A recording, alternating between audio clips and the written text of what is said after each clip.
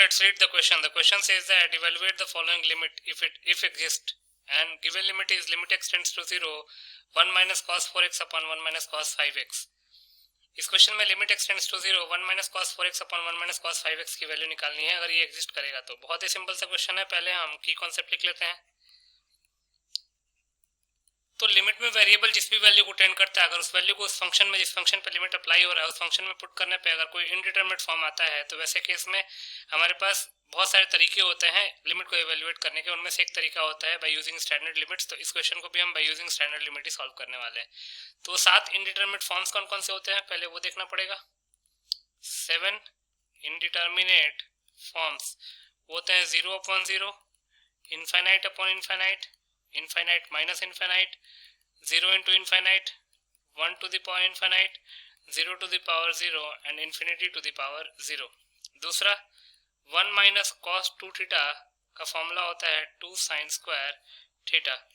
तीसरा limit x tends to 0, sin x upon x की value जो होती है 1 होती है। यही स्टैंडर्ड लिमिट हम यूज करने वाले हैं। तो इन तीनों की कॉन्सेप्ट को यूज करके इस क्वेश्चन को सॉल्व कर लेते हैं। तो यहाँ से हम लिख सकते हैं therefore limit x tends to 0, 1 minus cos 4x upon 1 minus cos 5x, क्योंकि क्वेश्चन में यही दे रखा है 1 minus cos 4x upon 1 minus cos 5x, limit x tends to 0। अब अगर x की वैल्यू 0 पुट करेंगे तो cos 0 1 होता है, तो 1 माइनस 1 0 और नीचे भी 1 माइनस 1 0, मतलब 0 अपॉन 0 का फॉर्म बन रहा है। तो इसको लिख सकते हैं limit x tends to 0, 1 minus cos 4x को लिख सकते हैं 2 साइन स्क्वायर 2x, और 1 माइनस कॉस 5x को लिख सकते हैं 2 साइन स्क्वायर 5x अपॉन 2, क्योंकि 4x अपॉन 2 तो 2x हो जाएगा। 2 से 2 कैंसिल आउट हो गया तो ये हो जाएगा limit x tends to 0, sine square 2x upon sine square 5x upon 2। अब इसको लिख सकते हैं limit x tends to 0, numerator है साइन स्क्वायर 2x और डिनोमिनेटर है साइन स्क्वायर 5x अपॉन 2। तो न्यूमरेटर को हम क्या करेंगे कि 4x स्क्वायर से मल्टीप्लाई डिवाइड कर लेंगे, इसका रीजन है। और नीचे डिनोमिनेटर को क्या करेंगे 25x स्क्वायर अपॉन 4 से मल्टीप्लाई डिवाइड कर लेंगे 25x स्क्वायर अपॉन 4। अब 4x स्क्वायर में x स्क्वायर और 25 अपॉन 4x स्क्वायर में x स्क्वायर कैंसिल आउट हो जाएगा। जो बाकी बचेगा उसको लिख लेते हैं।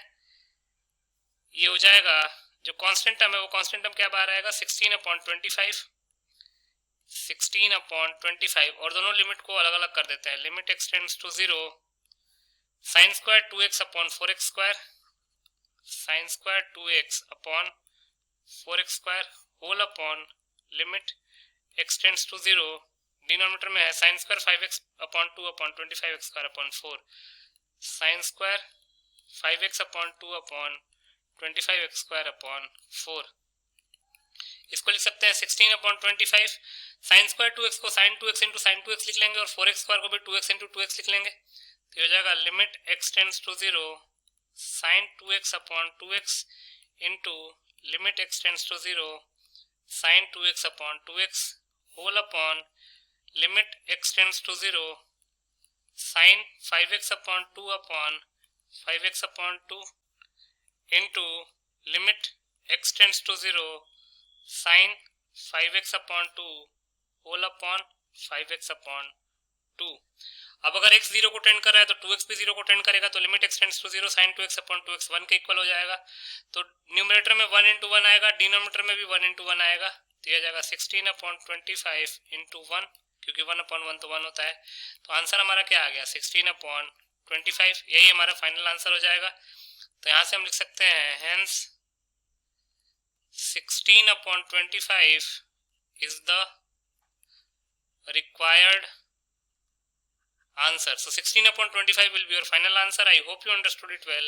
Best of luck.